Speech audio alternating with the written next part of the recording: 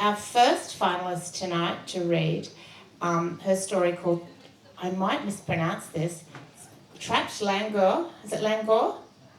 Langur. Is that right? Where is she? Langor, thank you. So I should have asked you before. Oh, idiot. Me, not you. Trapped Langor, A Pink Colopsia by Elle Maitland. Please welcome Elle.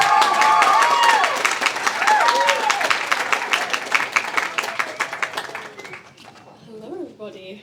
Gosh, let me get this right. Okay. My story falls under the brief mention of Hitchhiker, and it explores what happens when mental illness goes mistreated in creative minds. Her cough worsened as the rain sent the ants for shelter. At first, they infiltrated her room quietly, in timid lines. Ants had never unsettled her before, yet something in the way her eyes were drawn to the ever-thickening stream of bodies sent a shiver of recognition down her spine. The beating rain sent more ants searching for safety, the never-ending stream of darkness filing into her space without permission. The day drew on, its incessant rain soaking the ground, and still she lay there, marinating in her misery. The ants explored further, investigating new areas, setting up new paths that traced black lines across the walls.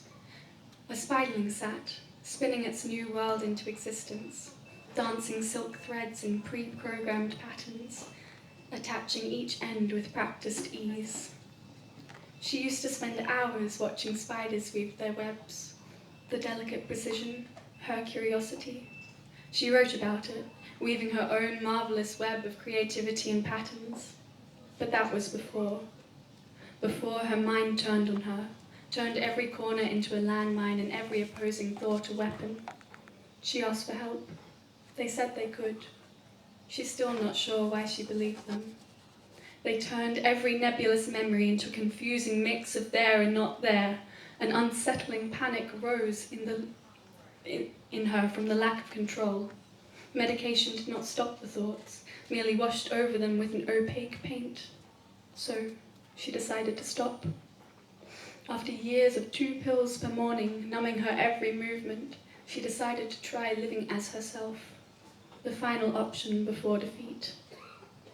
The doctors had warned her of what her brain may make her believe if she stopped swallowing the mawkish pink pills.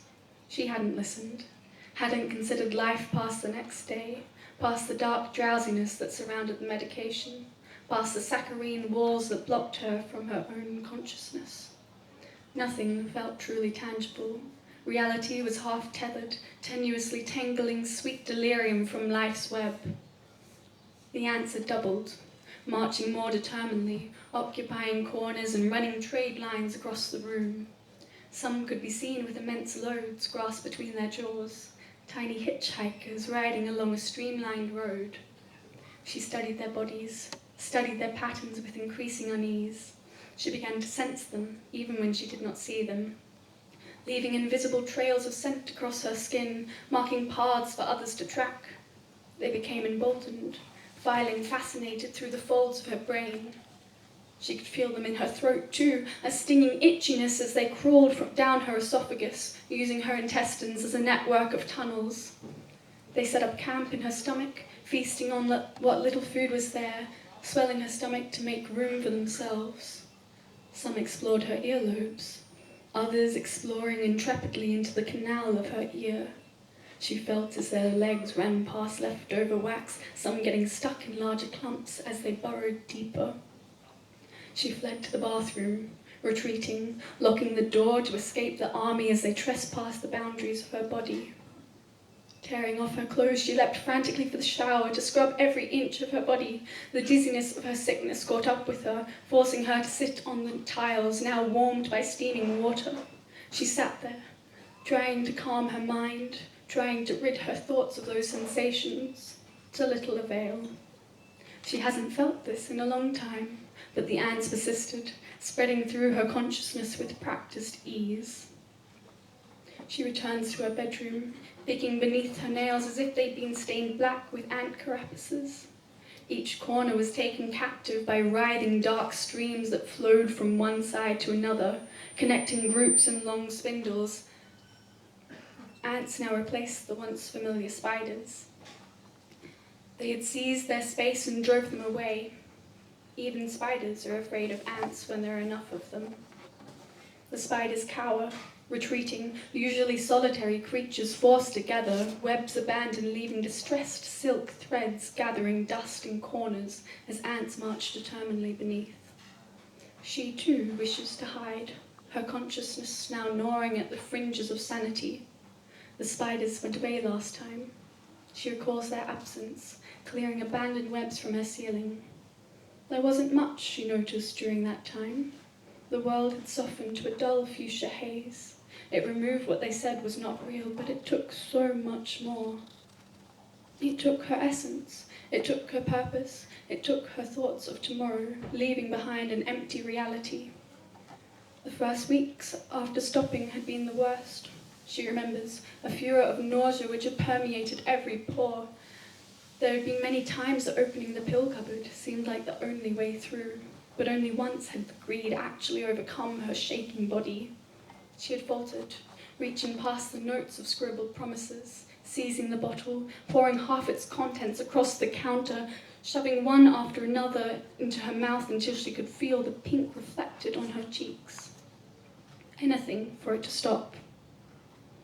A numb happiness seized her consciousness as she slid to the floor, propped against the dishwasher, the smell of unwashed dishes strung throughout the room, neglected in the days prior. All events after fall hazy, but at some point the nausea came back stronger than before, sending a mixture of bile and Paxil down her front, lips dribbling musk pink onto the floorboards.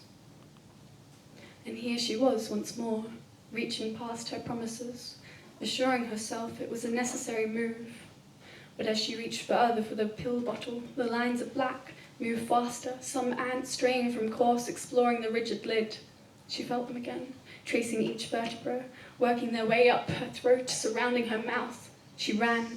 The bathroom was still foggy from her shower, mirror distorting her image, black hair mixing with tendrils of ants. Frantically, shaking by the tap, she lathered soap up to her elbows. The sink gurgled, choking on the sudden influx of water, bubbles frothing at the drain, and still the water gushed. Her hands scrubbed away layers of skin. She'd shed it if she could, if it would make her free. Eventually, the bubbles washed down the drain. Her mind had quieted. It took 3 repetitions of drowning the sink and using the last of the hot water before she returned once more. Closing her eyes, she reached for the back corner, convinced it was the necessary end to the everlasting torment. Finally, her fingers gripped the bottle, opening with an eerie naturalness, remembering all too well. Chilling anticipation loomed in the air as she pushed 2 tablets between her lips, eyes closed until she could be sure the ants would not return. She stayed in the kitchen, back against the dishwasher once more. She could feel the ants following her down from the cupboard, sending scouts across the floor to explore her body. She waited, paralyzed against the cool metal. The ants discovered the opening of her ears once more, sending revulsion shivering down her spine. Yet slowly they began to leave her, tiny legs filing away from her flesh, leaving her with dazed eyes that hazed the world with pink once more. The fuzziness lingered all night. Not once did she run to the bathroom. She shuffled to the bed only when the cold rose through the floorboards, where she watched the last of the ants file out of the window. She lay in bed once more, inertly looking across the now clear expanse of her ceiling. The rain had stopped. She hadn't noticed. The night grew long, and still she lay zombified under the weight of her doona. Thoughts didn't truly reach her brain, but some part of her sensed the absence as the corners remained empty.